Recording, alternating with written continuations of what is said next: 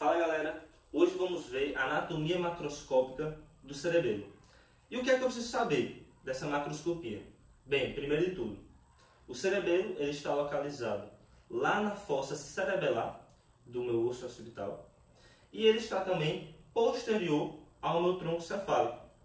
Ele se comunica à estrutura do mesencéfalo por meio do pedúnculo cerebelar superior, se comunica com a ponte através do pedúnculo cerebelar médio e se comunica tanto com o bulbo quanto medula pelo pedúnculo cerebelar inferior.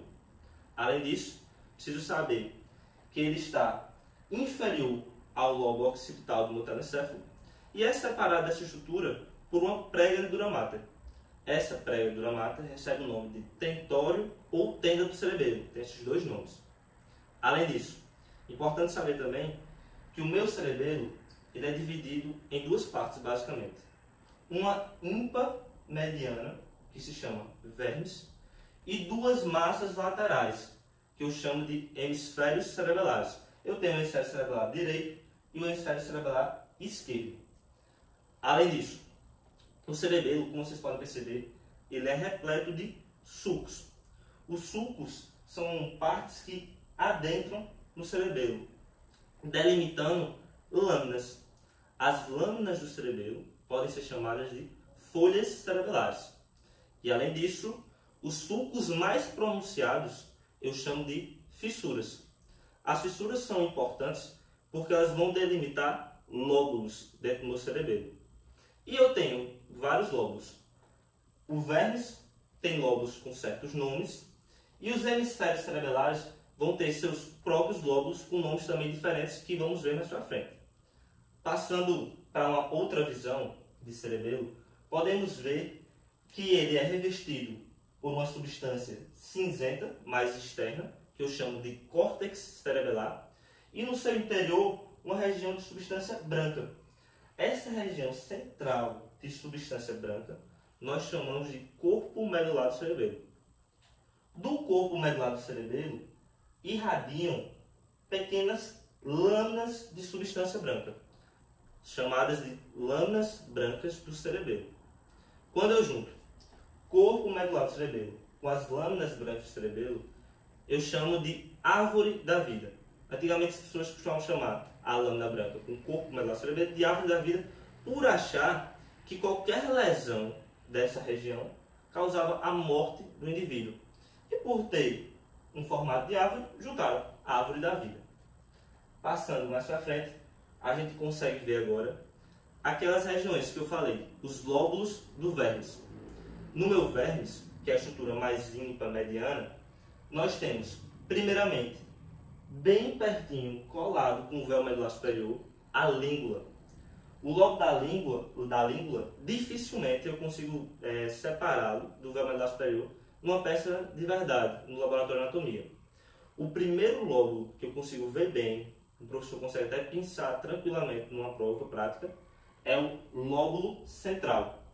Entre a minha língula e o lóbulo central, eu tenho uma fissura, que é a fissura pré-central. Depois do meu lóbulo central, mais posterior, já vem o cúmen. Entre o cúmen e o lóbulo central, tem uma fissura que é pré-cuminar. O cúmen é essa região mais elevada, você pode até lembrar de montanha, cúmen mesmo em si. E depois do cúmen, vem uma região de declive, que eu chamo até de declive, esse lóbulo amarelo. Entre o cúmen e o declive, a fissura que eu tenho é a fissura prima. Essa fissura ela é bastante importante, inclusive a gente vai ver mais para frente, que o cerebelo ele é dividido em parte, na verdade, lobo anterior e lobo posterior.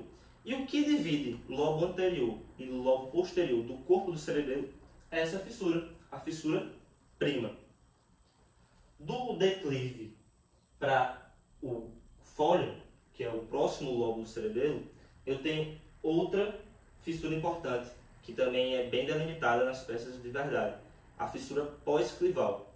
O fólio é esse lóbulo que é basicamente só uma folha do cerebelo. Ele é bem sutil, bem delicado.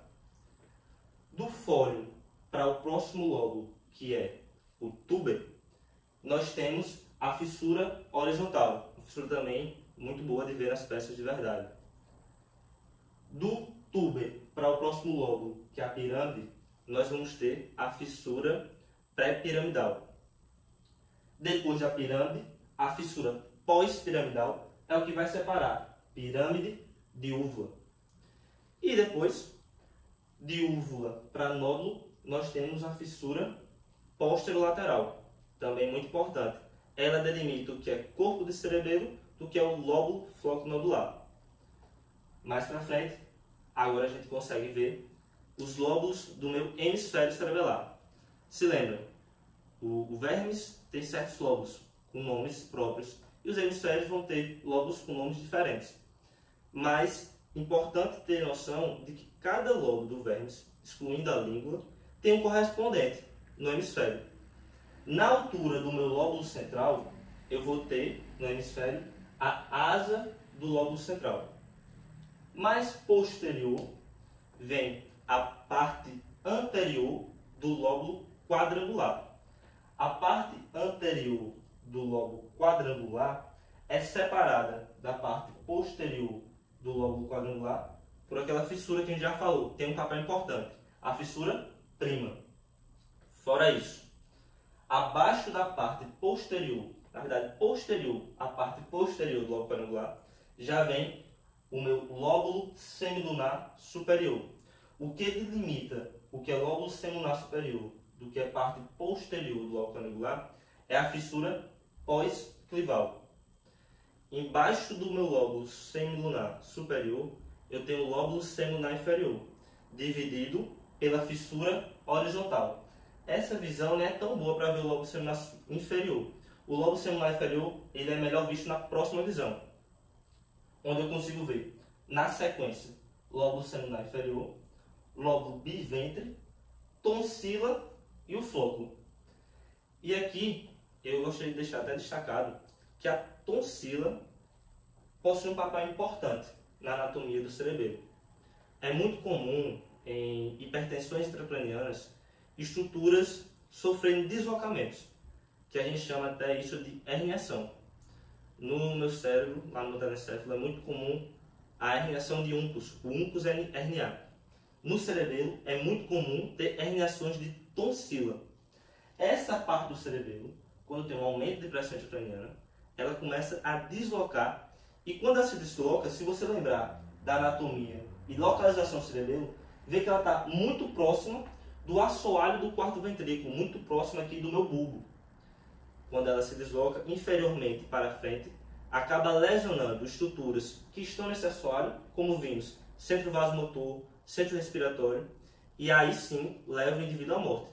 O indivíduo sofre uma vasodilatação generalizada, além disso tem uma apneia e aí não consegue sobreviver. Se lembra, corpo medular do cerebelo, mais lâmina branca do cerebelo, era chamada antigamente de árvore da vida, porque a pessoa pensava que lesões nessa região levavam à morte. Bem, não é tão assim lesões na região do cerebelo. O que é que acontece? Muito comumente, quando lesionava o cerebelo, também lesionava essa parte, o assoalho, onde tem o assoalho do quarto ventrículo, onde tem os centros vasomotor e centro respiratório. Essa lesão daqui levava o indivíduo à morte. E por que eu digo isso? Porque já se sabe, tem gente que até sobrevive hoje em dia bem não, mas sobrevive sem cerebelo. Casos de agenesia cerebelar, uma chinesa de 24 anos. Então, o que é vital mesmo é essa região de centro vasomotor e centro respiratório. E era isso, galera, que a gente queria falar um pouco para vocês de anatomia macroscópica. Espero que tenham gostado e fiquem com Deus.